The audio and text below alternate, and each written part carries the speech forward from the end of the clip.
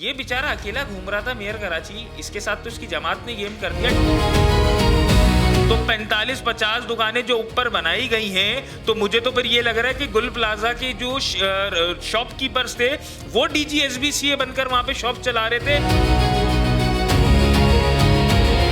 तो वो तो इनके घर की अकाउंटेबिलिटी वो वाली करता है कि कितने की रिकवरी हो रही है, वो अकाउंटेबिलिटी चेक एंड बैलेंस रखो। पब्लिक के पैसा कहां लग रहा है उसकी अकाउंटेबिलिटी जनाब नहीं हो।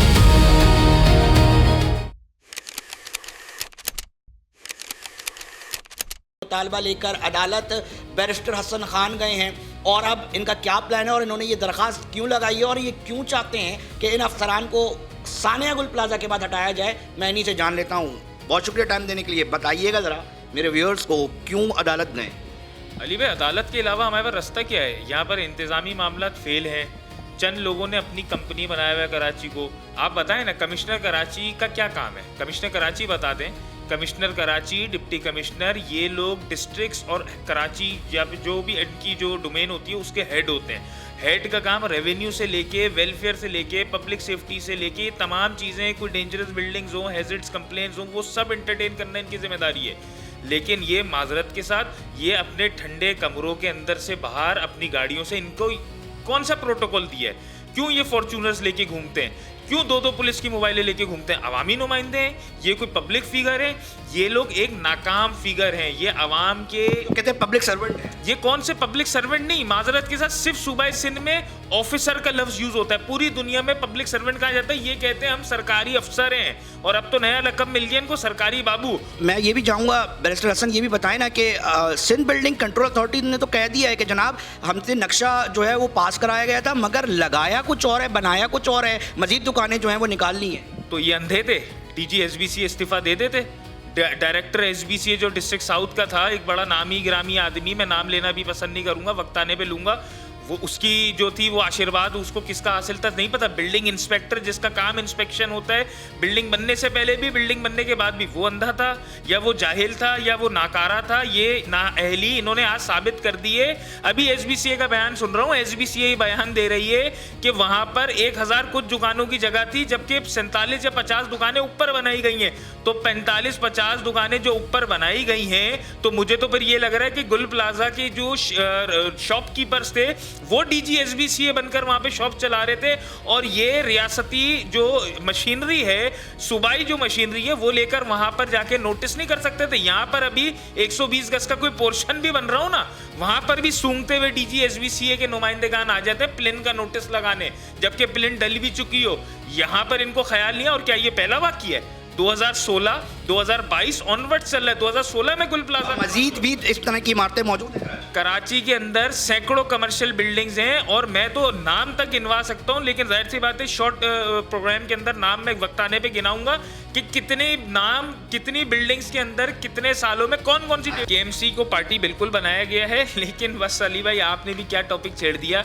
वो बेचारा खुद मजलूम आदमी है यार, उसकी जमात ने ही 17 साल का मलबा उसको मेयर बना के, वो खुश हुआ कि उसको मेयर बना दिया मुर्तज़ा वहाब को, लेकिन उसको ये नहीं पता था कि उसकी जमात ने उसके साथ हाथ कर दिया और उसकी जमात ने उस बेचारे मुर्तज़ा वहाब को, गरीब आदमी, मजलूम आदमी को अकेला छोड़ दिया 2 दिन से। ये बेचारा अकेला घूम रहा था मेयर कराची, इसके साथ तो इसकी जमात ने गेम कर दिया, डेलिबरेटली हुआ है। डिप्टी कमिश्नर्स, चीफ सेक्रेटरी, ये किसकी जिम्मेदारी है? सिंध गवर्नमेंट की है ना, मिनिस्ट्री ऑफ बल्दियात, उनके SBCA उनके। वफाकी सतह पर आप क्या समझते हैं कि देखें, जब हम बात करते हैं ना कि इस शहर से समंदर उठाकर कहीं और हसन नहीं ले जाया जा सकता, तिजारत यहीं पर होनी है, हैवी ट्रैफिक भी आना है, माल बरदार गाड़ियाँ भी यहाँ से लेकर जानी और बिजनेस हब यही रहेगा।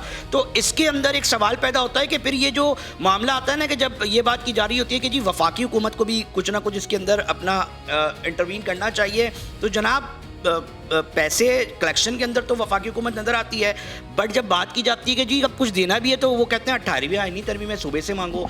वफाकी हुकूमत का भी कोई रोल देखते हैं आप? तो 18वीं आईनी तरमीम क्या हदीस हो गई है जो नहीं हटाई जा सकती? कोई मुस्तनद चीज़ है?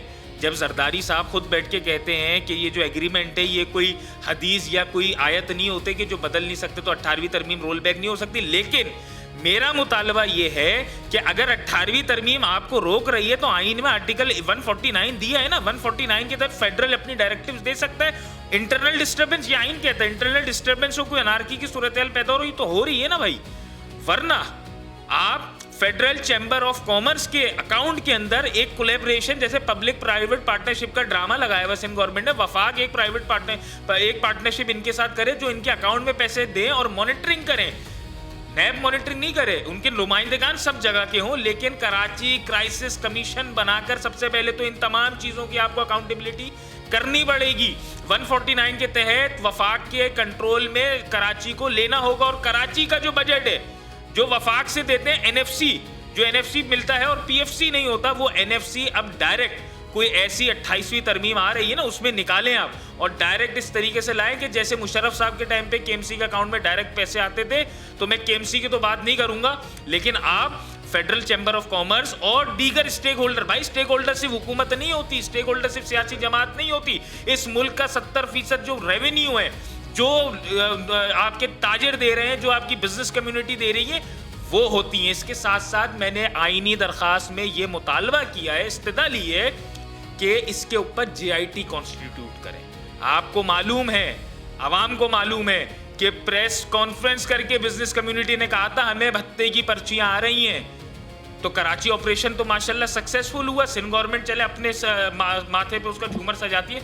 तो ये सिचुएशन और ये सानिया मुझे तो उसी कहते हैं कि कमीशन बनाया जाए। कराची क्राइसिस कमीशन नहीं बनेगा जब तक, और उस कराची क्राइसिस कमीशन के अंदर रिटायर ऑनरेबल जजेस, रिटायर्ड टेक्नोक्रेट जब तक नहीं होंगे तब तक आप कराची की अकाउंटेबिलिटी कर ही नहीं सकते। एंटी करप्शन इनके मातहत, नैब यहाँ कर जो डीजी नैब लगता है वो 18वीं तरमीम के बाद इनके मातहत, होम डिपार्टमेंट इनके मातहत। तो वो तो इनके घर की अकाउंटेबिलिटी वो वाली करता है कि कितने की रिकवरी हो रही है, वो अकाउंटेबिलिटी चेक एंड बैलेंस रखो। पब्लिक के पैसा कहाँ लग रहा है उसकी अकाउंटेबिलिटी जनाब नहीं हो रही। बहुत शुक्रिया। बैरिस्टर हसन खान ने अदालत से आईनी दरख्वास्त इन्होंने की इस्तदा की है।